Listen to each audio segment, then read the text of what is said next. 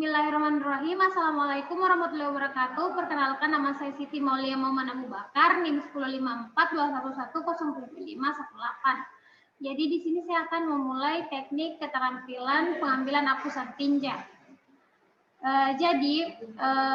Tujuan pembelajarannya itu yang pertama, agar kita dapat terampil dalam membuat dan mewarnai hapusan tinja, serta dapat mengawetkan sampel tinja.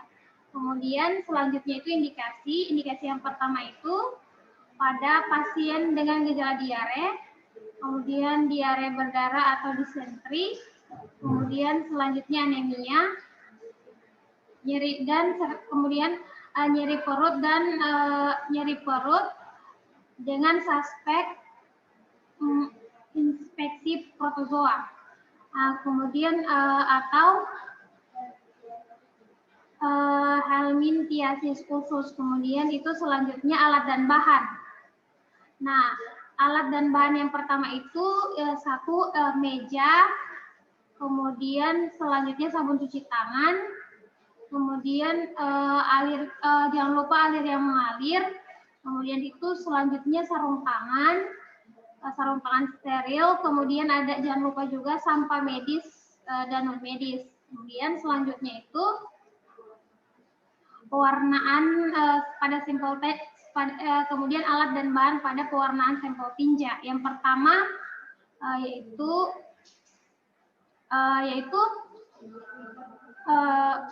sampel tinja dalam pot, kemudian selanjutnya objek dan kaca objek penutup.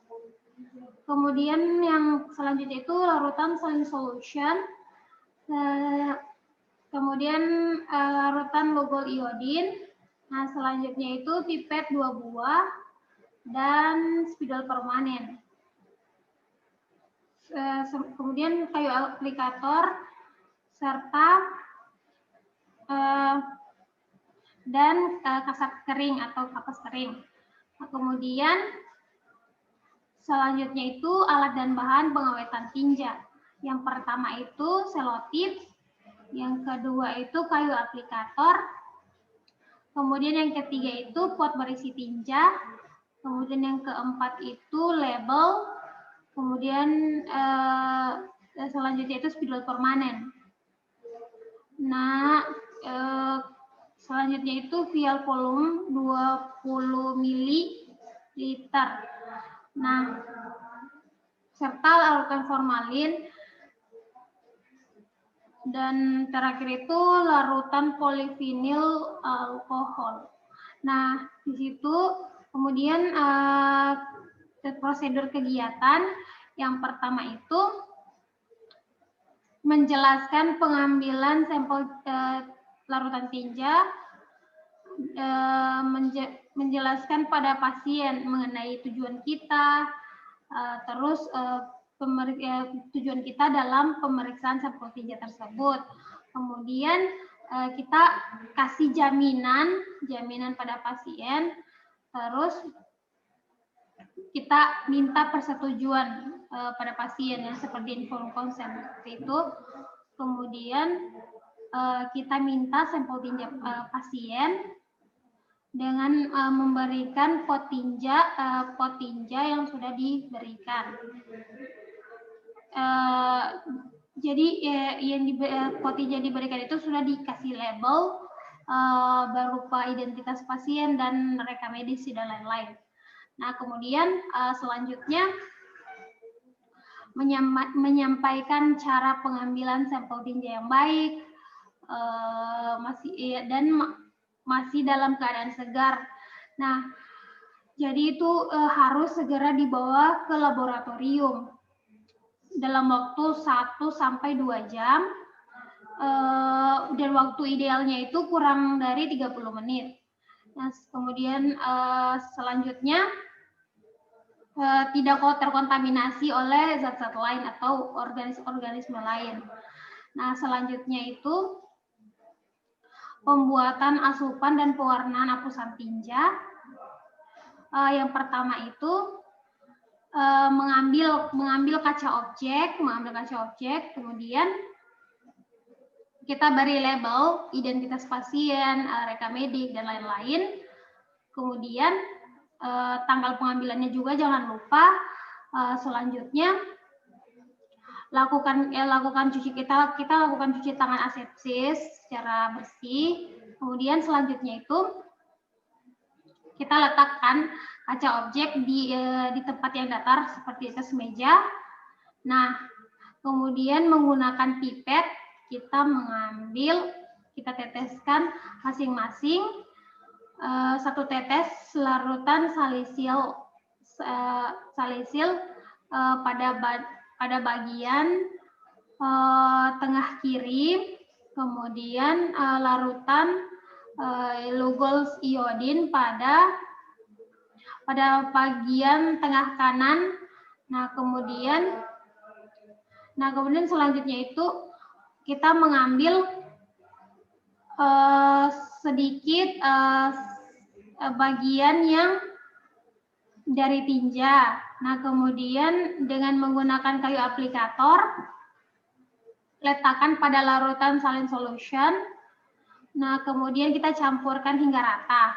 Nah, selanjutnya ada beberapa catatan di sini. Kalau sampel tinja yang encer itu ambil di bagian mana saja boleh. Nah, kemudian kedua itu kalau ada tinja yang campur lendir dengan darah itu kita ambil tinja yang bagian berdarah dan berlendir. Kemudian selanjutnya itu pada tinja yang keras. Nah, pada tinja yang keras ini kita bisa ambil dari bagian luar dan dalamnya. Nah, kemudian selanjutnya kita tutup kedua apusan tersebut dengan penutup kaca objek tadi. Kita tutup. Nah, kemudian apabila ada kelebihan cairan, kita keringkan menggunakan tisu basah tadi. Nah, kemudian kita lepaskan sarung tangan kita buang di tempat sampah yang medis. Kemudian kita cuci tangan 6 langkah.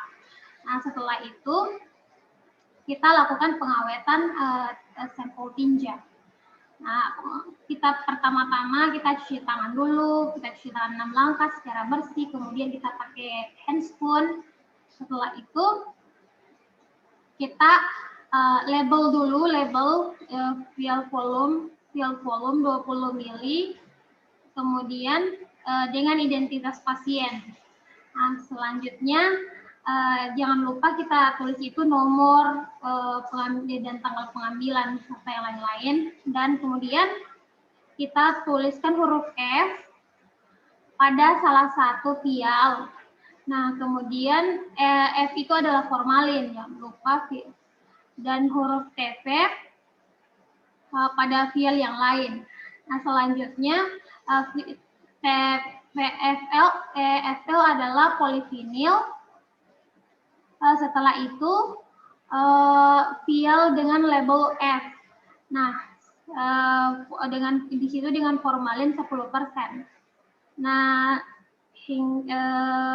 dengan vial 10% hingga setengah penuh. Nah, kemudian pada vial TP kita isi dengan polivinil sampai setengah penuh. Kemudian dengan menggunakan kayu aplikator, kita masukkan sampel tinja dan kita campur. Aduk rata dengan formalin. Kita campur dengan formalin. Selanjutnya kita campurkan secara rata. Nah, setelah itu jangan lupa kita campur itu sehingga tidak boleh ada gumpalan-gumpalan sampel tinja tersebut. Terus jangan terlalu banyak, cukup 2/3 hingga 3/4 dari volume vial. Nah, kemudian setelah itu kita lakukan hal yang sama pada vial yang berisi polivinil. Nah, setelah itu tutup rapat kedua vial, tambahkan selotip di sekeliling tutup vial, untuk mencegah kebocoran. Nah, kemudian kita letakkan vial ke dalam ke dalam kotak atau dia dalam kotak. Nah, kemudian kita pastikan dalam keadaan aman dan tidak pecah dan tidak terkontaminasi oleh apapun. Nah, selanjutnya kita lepas sarung tangan kita tadi, handscoon kita tadi, terus kita buang di tempat sampah medis dan kita cuci tangan secara asepsis. Nah, kemudian jangan lupa kita letakkan atau kita masukkan dengan surat surat pengantar yang berisi identitas pasien, alamat, nomor rekam medik, tanggal pengambilan spesimen. Kemudian baik. Selanjutnya itu kita antar ke laboratorium. Seperti itu. Sekian dan terima kasih. Assalamualaikum warahmatullahi wabarakatuh.